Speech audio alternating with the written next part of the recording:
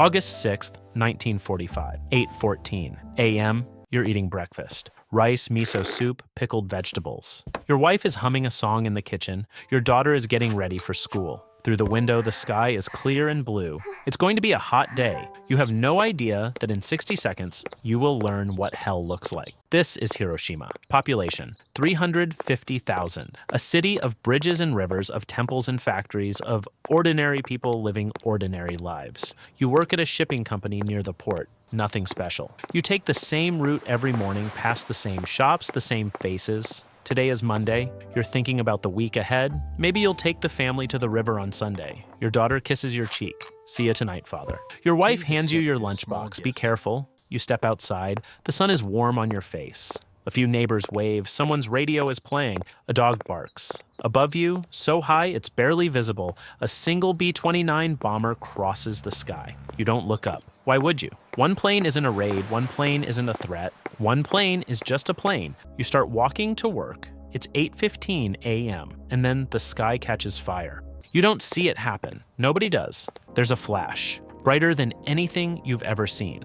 Brighter than the sun, brighter than 1,000 suns exploding at once. The world turns white. For one fraction of a second, there is perfect silence. Then the heat hits, 4,000 degrees. The air itself catches fire. You feel your skin tighten, burn, blister. Your clothes smoke, your hair singes. And you're one of the lucky ones. You're 1.5 kilometers from the center. At the center, people don't burn, they evaporate. One moment, they're walking to work, eating breakfast, holding their children. The next moment, they're nothing, not even ash, just shadows burned into walls and sidewalks. The only proof they ever existed. The blast wave hits next. It picks you up and throws you. You don't know how far. You don't know how long. Everything is spinning, breaking, screaming. Then darkness. When you open your eyes, the world is gone. The buildings around you have collapsed. Fires are burning everywhere. The sky is dark with smoke and dust. You can hear screaming, but it sounds far away, like it's coming from underwater. You try to stand, your legs work, your arms work. You touch your face, it's wet, blood, but you're alive. You're alive. You look around for other survivors, and that's when you see them.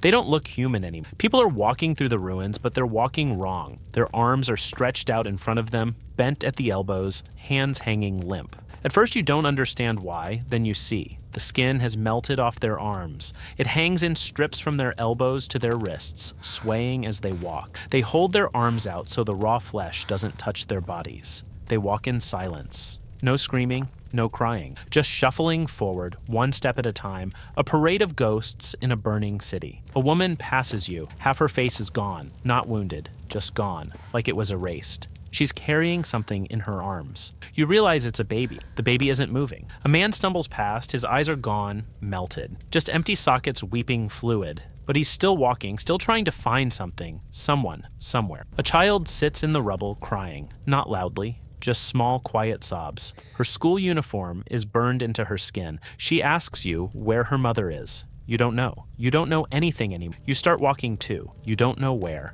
Just away, just forward. Just moving, because standing still means thinking, and thinking means understanding what happened, and you can't understand this. Nobody can understand this. The fires spread, the city is burning, everything is burning, and above it all, rising into the sky, a cloud unlike anything you've ever seen, shaped like a mushroom, towering over the city, over the death, over everything. You don't know what it means. Nobody does. The word atomic doesn't exist in your vocabulary yet. All you know is that the world ended at 8:15 a.m.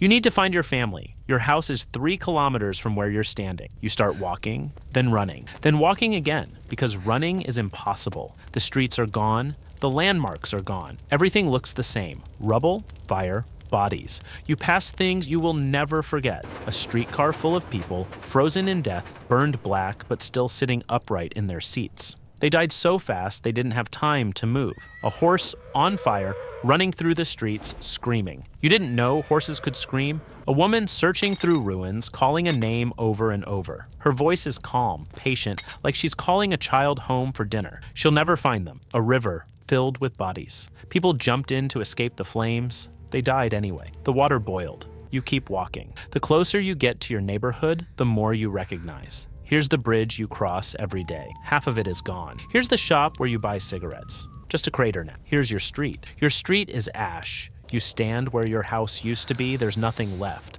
Not the walls, not the roof, not the furniture. Nothing but a flat plain of debris and char. You start digging with your hands. You dig until your fingers bleed. You find a rice bowl, your wife's rice bowl, the one with the blue pattern. That's all, just a bowl. And then you see it. On the remaining fragment of wall, there's a shadow burned into the surface, the shape of a person, the size of your wife. You fall to your knees. 20 minutes after the bomb, the sky opens up, rain starts falling, but it's not like any rain you've seen. It's black, thick, oily. It stains everything it touches. You're so thirsty. Your throat is raw from the smoke. You open your mouth and drink. It tastes wrong, metallic. But you're so thirsty, you keep drinking anyway. Everyone does. They cup their hands, they lift their faces to the sky, they drink. You don't know that this rain is poison, that it's filled with radiation, with death, with the ashes of the city and the people who lived in it. You don't know that the water you're drinking will kill you slowly over the coming weeks and months and years. You just know you're thirsty. The fires keep burning, day turns to night, but you can't tell because the smoke blocks the sun. Time stops making sense. Hours pass, or maybe minutes. You're not sure. You find yourself at a riverbank with other survivors. Nobody speaks. What is there to say? You sit together in silence, watching the city burn. A man next to you is holding a clock. He shows it to you without saying anything. The hands are frozen at 8:15. He keeps staring at it as if waiting for them to move again. Someone asks what happened. A new weapon, someone says? American. A single bomb. One bomb? One bomb did this? You can't believe it. One bomb can't destroy a city. One bomb can't kill 100,000 people. One bomb can't turn human beings into shadows on a wall. But it did. It did.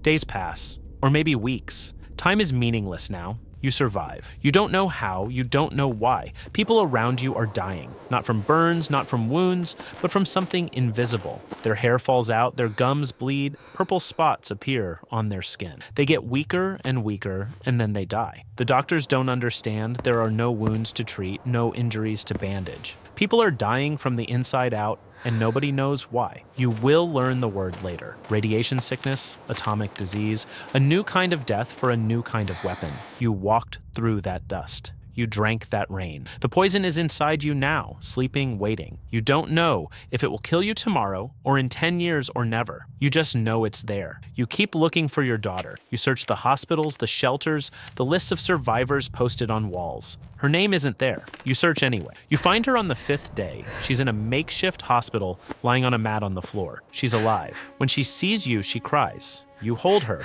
and you cry too. She was at school when it happened. The building collapsed, but she was in the corner near a wall. The wall saved her life. Your wife wasn't so lucky. You both know it. You don't need to say it. You hold your daughter and you promise her that everything will be okay. But you're lying. Nothing will ever be okay again.